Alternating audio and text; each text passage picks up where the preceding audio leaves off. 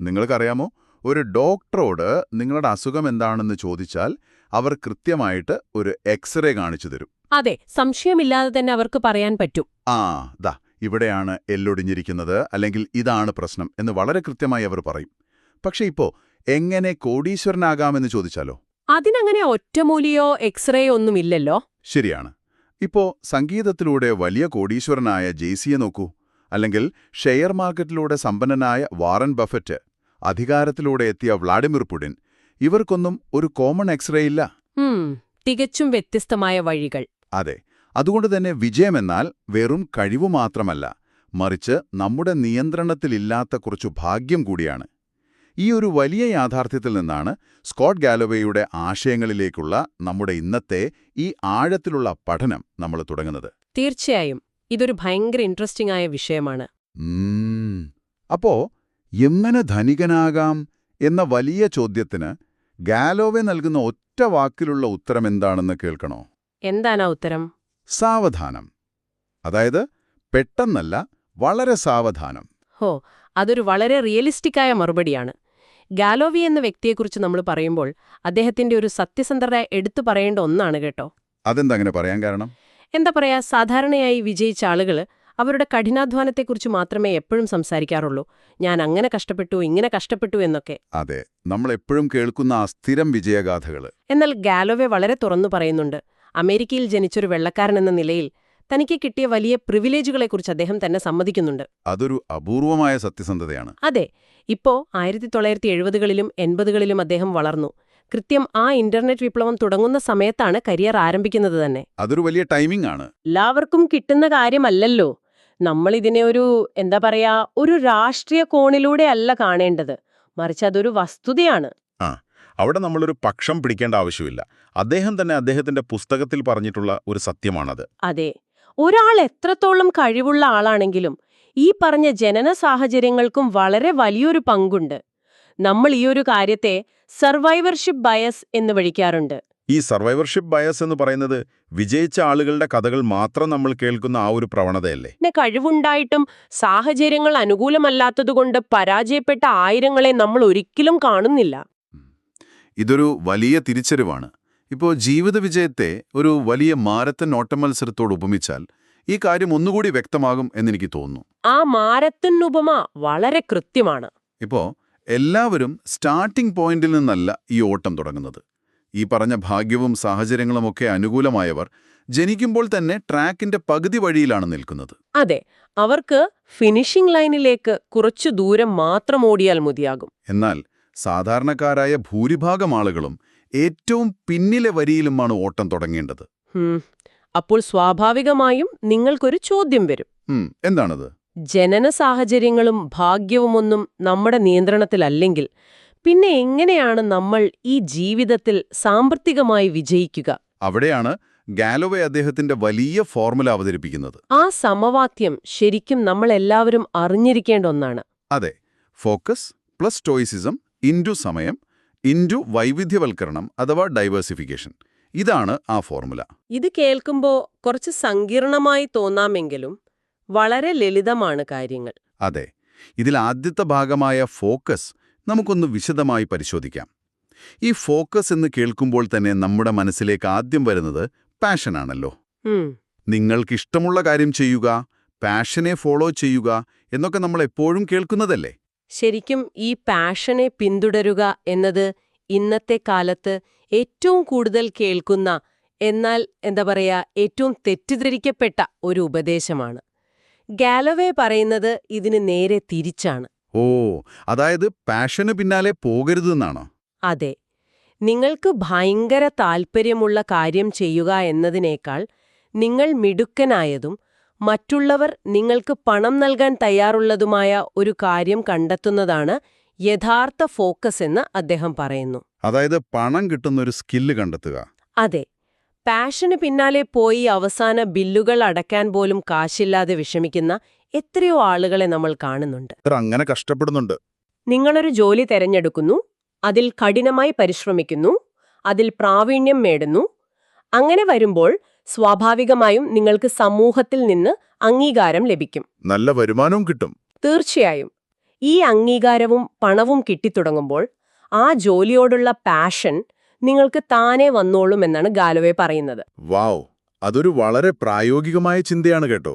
നമ്മൾ സിനിമകളിലൊക്കെ കാണുന്ന ആ ഒരു റൊമാൻറ്റിസൈസ്ഡ് പാഷൻ സങ്കല്പത്തിൽ നിന്നും തികച്ചും വ്യത്യസ്തം. അതെ, റിയാലിറ്റി അതല്ലല്ലോ. പക്ഷേ വെറുതെ ഒരു ജോലി കണ്ടുപിടിച്ചാൽ മാത്രം പോരല്ലോ, നമ്മളെ തന്നെ ശരിയായ സ്ഥാനത്തെത്തിക്കേണ്ടതുണ്ട് എന്നും ഗാലവേ പറയുന്നുണ്ടല്ലോ. പൊസിഷനിങ് അത് ഭയങ്കര പ്രധാനമാണ്. നമ്മൾ എത്ര മിടുക്കനാണെങ്കിലും ആ കഴിവിന് വില കിട്ടുന്ന ഒരിടത്ത് വേണം നമ്മൾ നിൽക്കാൻ. അതായത് സർട്ടിഫിക്കേഷനുകൾ നേടുക, മികച്ച അവസരങ്ങളുള്ള വലിയ നഗരങ്ങളിലേക്ക് മാറുക എന്നൊക്കെ. ആ പഴയ കൊമേഴ്സ് തരംഗത്തിലൂടെയാണ്. എന്നാൽ അദ്ദേഹം പറയുന്നു, ഇനി വരാൻ പോകുന്ന വലിയ മാറ്റം വികേന്ദ്രീകരണം അഥവാ ഡിസ്പേർഷൻ ആണെന്ന്.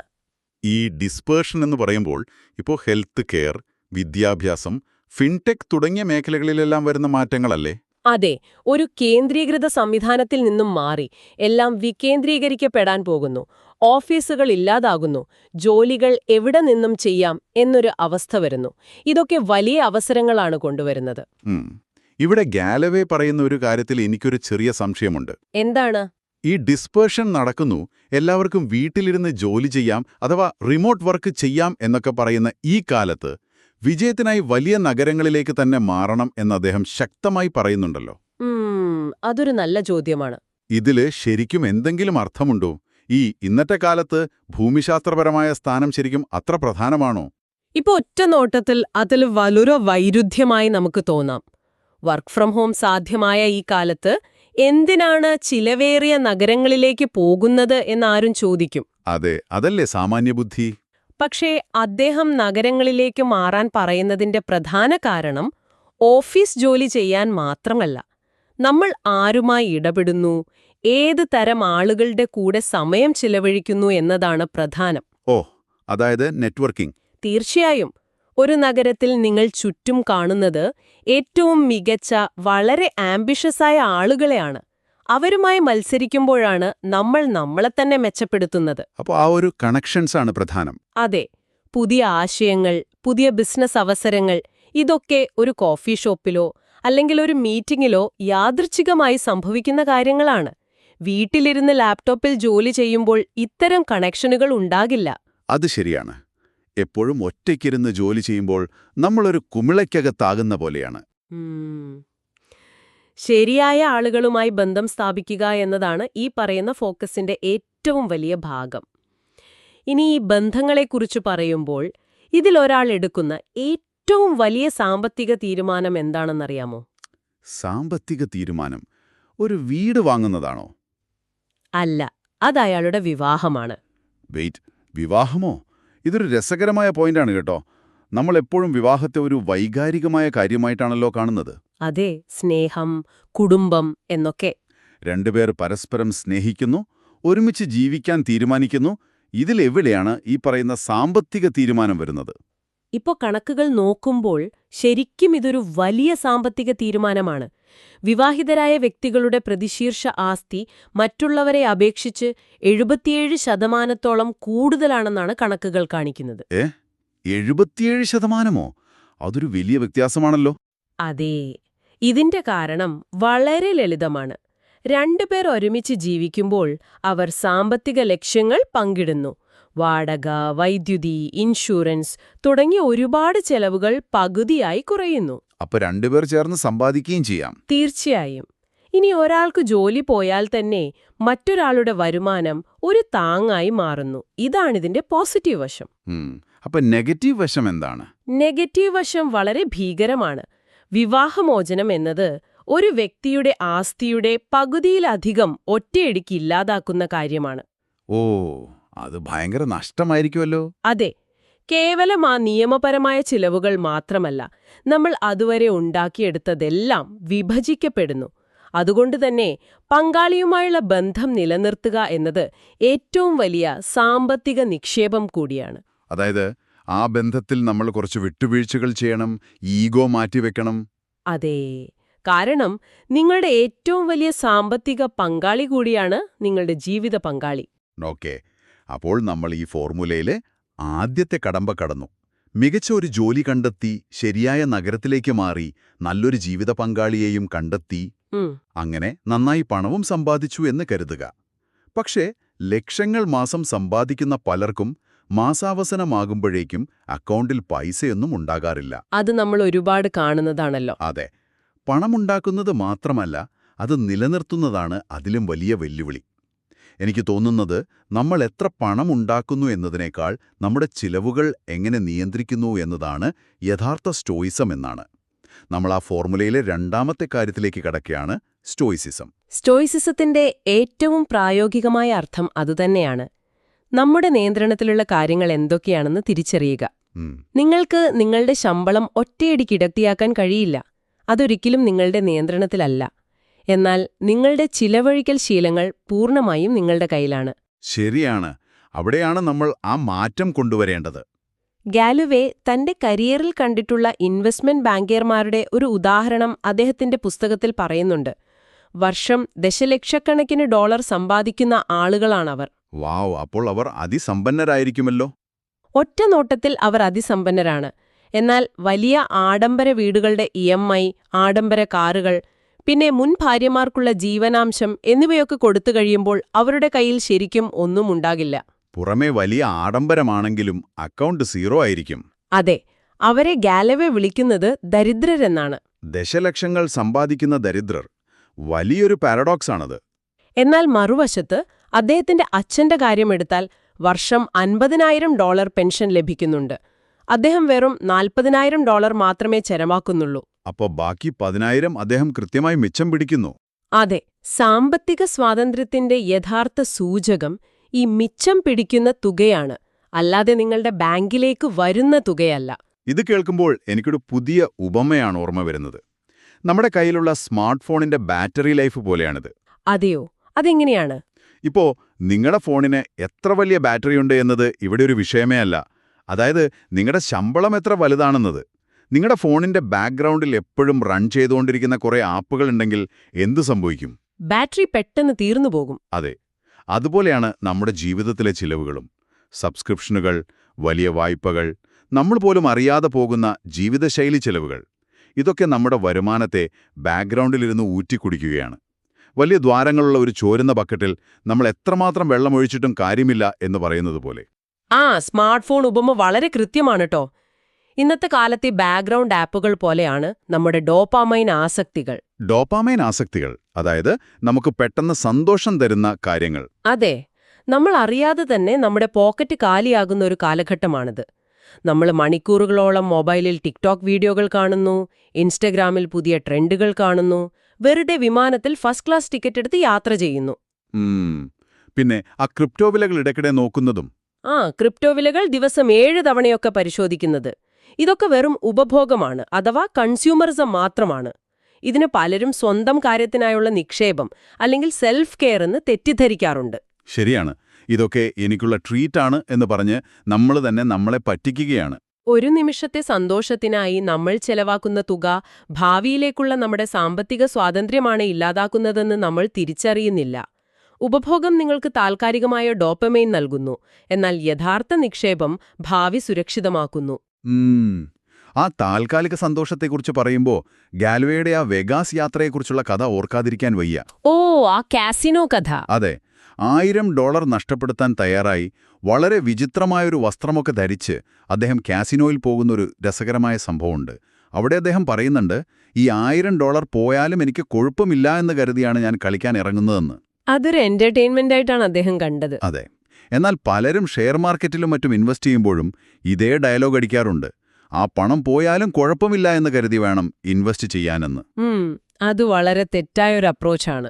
എനിക്ക് തോന്നുന്നത് ഇത് കേൾക്കാൻ നല്ല രസമുണ്ടെങ്കിലും നിക്ഷേപത്തിന്റെ കാര്യത്തിൽ ഇതൊരു വലിയ മണ്ടത്തരമാണെന്നാണ്. കാരണം നിങ്ങളുടെ കഠിനാധ്വാനത്തിന്റെ ഫലമായ പണം മുഴുവൻ നഷ്ടപ്പെടാൻ നിങ്ങൾ തയ്യാറാകുന്നത് നിക്ഷേപമല്ല, അത് വെറും ചൂതാട്ടമാണ്. ഇൻഡെക്സ് ഫണ്ടുകൾ പോലുള്ള വളരെ സുരക്ഷിതമായ മാർഗങ്ങളുള്ളപ്പോൾ നമ്മൾ എന്തിനാണിങ്ങനെ ചൂതാട്ടം നടത്തുന്നത്? അതാണ് പലർക്കും പറ്റുന്ന വലിയൊരു അബദ്ധം. ഈ ഇൻഡെക്സ് ഫണ്ടുകൾ എന്ന് പറയുന്നത് വളരെ വിരസമായ ഒന്നാണ്. വിരസമാണോ? അതെ, അവിടെ ദിവസവും വലിയ മാറ്റങ്ങൾ ഉണ്ടാകില്ല, നിങ്ങളുടെ ഹാർട്ട് ബീറ്റ് കൂട്ടില്ല. എന്നാൽ ചൂതാട്ടം അങ്ങനെയല്ല, അതെപ്പോഴും ഒരു എക്സൈറ്റ്മെന്റ് തരും. മനസ്സിലായി. പെട്ടെന്ന് പൈസ ഇരട്ടിയാകുമോ എന്നുള്ള ആ ഒരു ത്രിൽ. അതെ. പക്ഷെ ദീർഘകാലാടിസ്ഥാനത്തിൽ നോക്കുമ്പോൾ ഈ വിരസമായ ഇൻഡെക്സ് ഫണ്ടുകൾ മറ്റെല്ലാ നിക്ഷേപങ്ങളെക്കാളും 90% മികച്ച റിട്ടേൺ നൽകുന്നുണ്ട്. അവിടെയാണ് നമ്മൾ നേരത്തെ പറഞ്ഞ സ്റ്റോയിസിസത്തിന്റെ പ്രാധാന്യം വരുന്നത്. അതെ, സ്റ്റോയിസിസം നമ്മളെ ചെലവുകൾ ചുരുക്കാൻ സഹായിച്ചു. എന്നാൽ ഈ ചുരുക്കിവച്ച പണത്തെ വലിയൊരു സമ്പത്താക്കി മാറ്റുന്നതെന്താണ്? അതാണ് ഈ സമവാക്യത്തിലെ ഏറ്റവും ശക്തമായ അടുത്ത ഘടകം. അതായത് സമയം. കൃത്യമായി പറഞ്ഞു, സമയം. സമയവും കൂട്ടുപലിശയും, അഥവാ കോമ്പൗണ്ട് ഇൻട്രസ്റ്റും. ശരിക്കും ദീർഘകാലാടിസ്ഥാനത്തിൽ സമയം നമ്മുടെ സുഹൃത്തും ഹ്രസ്വകാലാടിസ്ഥാനത്തിൽ അത് ശത്രുവുമാണ്. കോമ്പൗണ്ട് ഇൻട്രസ്റ്റിന്റെ കണക്കുകൾ നമ്മെ അക്ഷരാർത്ഥത്തിൽ ഞെട്ടിക്കുന്നതാണ്. ആ ഗണിതം ഒരിക്കലും കള്ളം പറയില്ല. നിക്ഷേപത്തിൽ സമയത്തിന്റെ പ്രാധാന്യം എത്രത്തോളമുണ്ടെന്ന് മനസ്സിലാക്കാൻ ഗാലോവേ പറയുന്ന ആ കണക്കുകൾ തന്നെ നമുക്കൊന്ന് നോക്കാം, അല്ലേ? ആ കണക്ക് കേട്ടാൽ ആരും അത്ഭുതപ്പെടും. ഒരാള്, നമുക്കയാളെ വ്യക്തി എ എന്ന് വിളിക്കാം. ഈ വ്യക്തി തന്റെ 20 വയസ്സ് മുതൽ 40 വയസ്സുവരെ വർഷം $4000 വെച്ച് നിക്ഷേപിക്കുന്നുവെന്ന് കരുതുക. ഓക്കെ, 20 മുതൽ 40 വരെ, അതായത് 20 വർഷം. അതെ. 40 വയസ്സാകുമ്പോൾ അദ്ദേഹം ആ നിക്ഷേപം നിർത്തുന്നു. പണം പിന്നെ അടയ്ക്കുന്നില്ല. എന്നാൽ വേറൊരാൾ, വ്യക്തി ബി, തന്റെ 40 വയസ്സ് മുതൽ 65 വയസ്സുവരെ ഇതേ $4000 വെച്ച് നിക്ഷേപിക്കുന്നു. അപ്പോൾ വ്യക്തി ബി 25 വർഷം പണം അടയ്ക്കുന്നുണ്ട്. വ്യക്തി എയേക്കാൾ 5 വർഷം കൂടുതൽ. അതെ. എന്നാൽ 10% പലിശ നിരക്കിൽ കണക്കാക്കുമ്പോൾ അവസാനം ആർക്കാണ് കൂടുതൽ പണം കിട്ടുക എന്ന് ചിന്തിച്ചിട്ടുണ്ടോ? സാധാരണഗതിയിൽ നമ്മൾ വിചാരിക്കും കൂടുതൽ വർഷം പണമടച്ച വ്യക്തി ബിക്കായിരിക്കുമെന്ന്. അവിടെയാണ് തെറ്റുന്നത്. വെറും 20 വർഷം മാത്രം പണമടച്ച് നിക്ഷേപം നിർത്തിയ വ്യക്തി എ, വ്യക്തി ബിയേക്കാൾ 600% കൂടുതൽ സമ്പത്ത് നേടുന്നു. 600% കൂടുതലോ? വാവ്! അപ്പൊ നേരത്തെ തുടങ്ങിയതുകൊണ്ട് മാത്രമാണ് ഇത്രയും വലിയ മാറ്റമുണ്ടായത്. അതെ. ഇതെങ്ങനെ സംഭവിക്കുന്നു എന്ന് ചിന്തിച്ചിട്ടുണ്ടോ?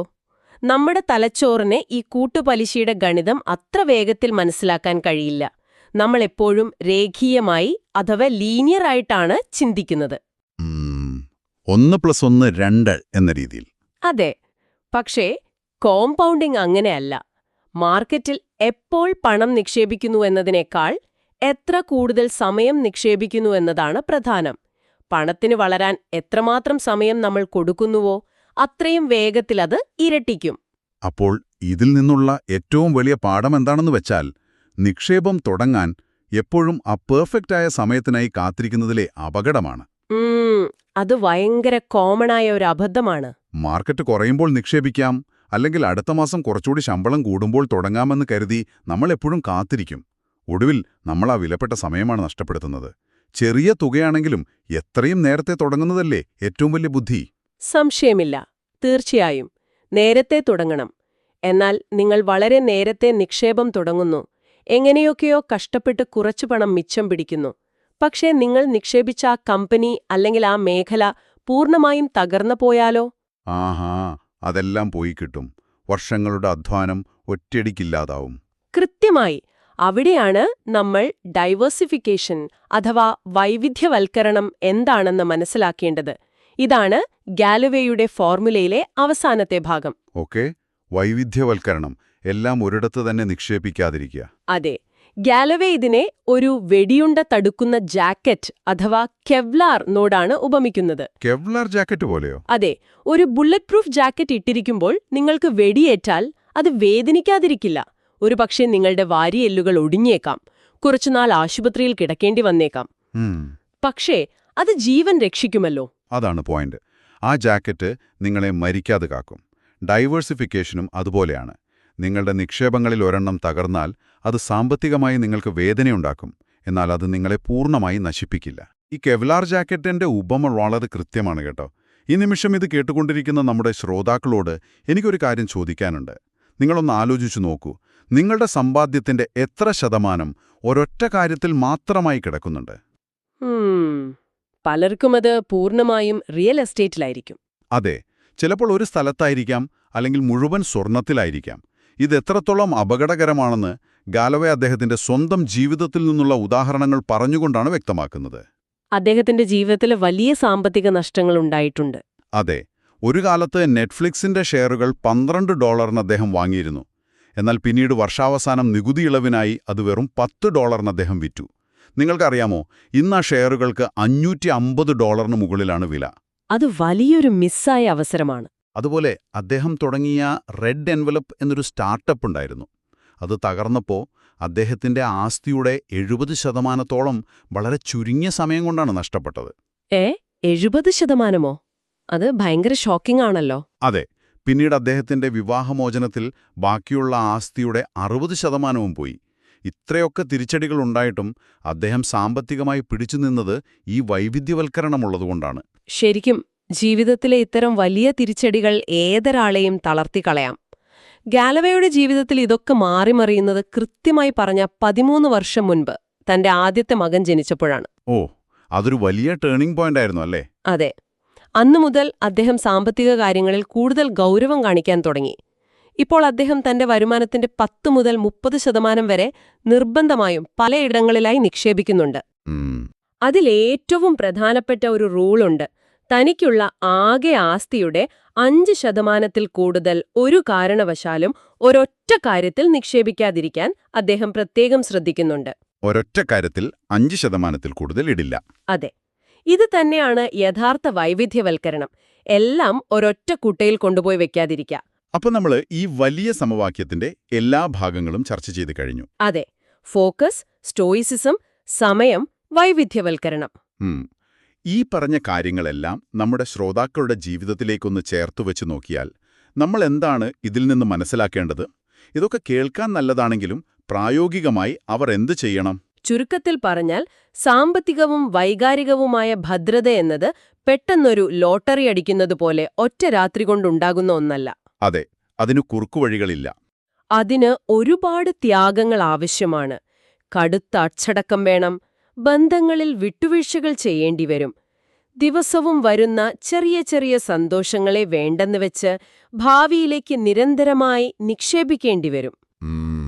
അതത്ര എളുപ്പമുള്ള കാര്യമല്ല. അല്ല, ഇത് വളരെ പതുക്കെ നേടിയെടുക്കേണ്ട ഒന്നാണ്. ഒരുപക്ഷെ ഇതൊരു വിരസമായ പ്രക്രിയ ആയിരിക്കാം. എന്നാൽ ആ വിരസതയാണ് സമ്പത്തിലേക്കുള്ള യഥാർത്ഥ വില. അപ്പോൾ നമ്മൾ തുടക്കത്തിൽ ചോദിച്ച ചോദ്യത്തിന് ഒരൊറ്റ ഉത്തരമേയുള്ളൂ: എങ്ങനെ ധനികനാകാം? സാവധാനം. സമ്പത്ത് നേടുക എന്നത് ഒരു 100 മീറ്റർ ഡാഷ് അല്ല, അതൊരു നീണ്ട മാരത്തണാണ്. തീർച്ചയായും. പെട്ടെന്ന് പണക്കാരനാകാനുള്ള കുറുക്കുവഴികൾക്ക് പിന്നാലെ പോകാതെ സാവധാനം ഈ പറഞ്ഞ കാര്യങ്ങളിലൂടെ സാമ്പത്തിക ഭദ്രത നേടുക എന്നത് തന്നെയാണ് ഏറ്റവും സുരക്ഷിതമായ വഴി. അതെ, അതുതന്നെയാണ് ഗാലവയും നമ്മളോട് പറയുന്നത്. പക്ഷേ ഈ ആഴത്തിലുള്ള പഠനം അവസാനിപ്പിക്കുന്നതിന് മുൻപ് ഇത് കേട്ടുകൊണ്ടിരിക്കുന്ന നിങ്ങളോട് ഒരു പുതിയ ചിന്ത പങ്കുവെക്കാൻ ഞാൻ ആഗ്രഹിക്കുന്നു. നമ്മൾ ഇത്രയും നേരം ഗാലവേ പറഞ്ഞതിന് അടിസ്ഥാനപത്തി സംസാരിച്ചത് സാമ്പത്തിക നിക്ഷേപങ്ങളെക്കുറിച്ചാണ്. ഷെയറുകൾ, റിയൽ എസ്റ്റേറ്റ്, ഇൻഡെക്സ് ഫണ്ടുകൾ എന്നിവയൊക്കെ. അതെ.